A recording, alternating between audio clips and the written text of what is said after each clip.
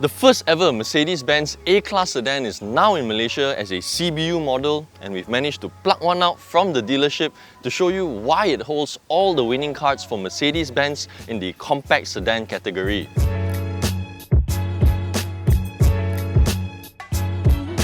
When I got to spend some time in the new W177 A-Class hatchback, I felt like there was something off with its proportions.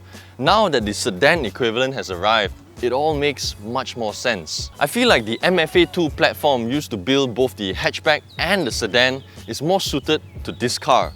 As a result, the sedan just looks much more nicely proportioned. At the front here, you pretty much get the exact same face as the hatchback model with LED headlamps and the adaptive high beam function. It looks alright, but a little too subdued. If you ask me, the AMG line package in the A250 with more aggressive bumpers, especially in this area here, along with sportier wheels, just looks a whole lot cooler. In this A200, you get 18-inch wheels sitting on run-flat tyres, while in the A250 you get a sportier wheel design paired with conventional tyres. The biggest difference between these two sedans, the A200 and A250, is in the rear half of the car. Like the hatchback, the A200 sedan gets the simpler torsion beam system compared to the A250's more sophisticated multi-link setup.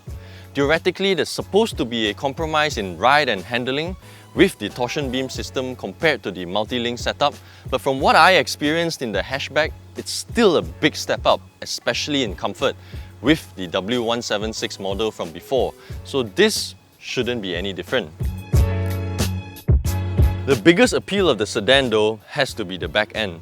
It's got less of a sloping roofline compared to the CLA, it's a little taller and obviously longer than the hatchback, but in terms of width and wheelbase, they're pretty much identical. Obviously, because this is a sedan, you get 50 more litres of boot space at 420 compared to the hatchback, but the second biggest appeal back here are those LED tail lamps. It looks familiar, right? You've seen them before in the previous A-Class facelift. Although these are a little slimmer now, I think it's quite a nice evolution, don't you think?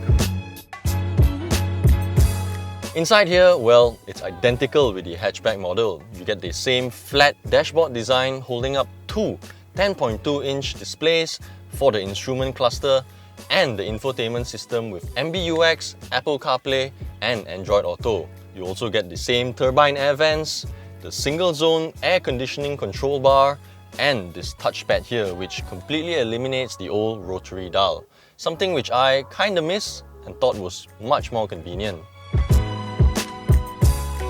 The more apparent difference between the A200 and A250 are the trims. Like the hatchback, the A250 gets a flat-bottom multi-function steering wheel wrapped in Nepal leather, sports seats, brushed aluminium here and a sort of Alcantara-like material here, while in the A200, it's open-pore wood and leather. The seats in the A200 are of a more conventional design. In fact, it's identical with the hatchback. And if you ask me, I think it's much more comfortable compared to the sports seats, based on my experience with both the hatchbacks. Back here is why I think the sedan would sell like hotcakes, if, or rather when, there are locally assembled models available. Legroom is pretty much the same as the hatchback, but the headroom, supposedly class-leading, is far better than the CLA. If I remember correctly, being in the backseat of that car was just a nightmare. As for the standard features, there's cruise control, smart entry with a push-start button, 4-way lumbar adjustability for the two electrically adjustable front seats, reverse camera, and 64-color ambient lighting. Notable safety features include 7 airbags, active brake assist, and active parking assist. On the other hand, the A250 gets a revised, more powerful 2-litre turbocharged engine with 224 horsepower and 350 Nm of torque paired to Mercedes' very own 7-speed dual-clutch transmission. 0 to 100 is done in 6.3 seconds, onward to a top speed of 250 km an hour. So as for the price, the A200 sedan goes for 229,888 ringgit, 2,000 more than its hatchback equivalent, while the A250 is 4,000 more at 267,888 ringgit. For more information on the new Mercedes-Benz A-Class sedan, do log on to AutoBuzz.my. If you enjoyed the video, hit the like button, share it, and subscribe to our YouTube channel. Also, don't forget to hit the bell icon for the latest notifications on our newest videos.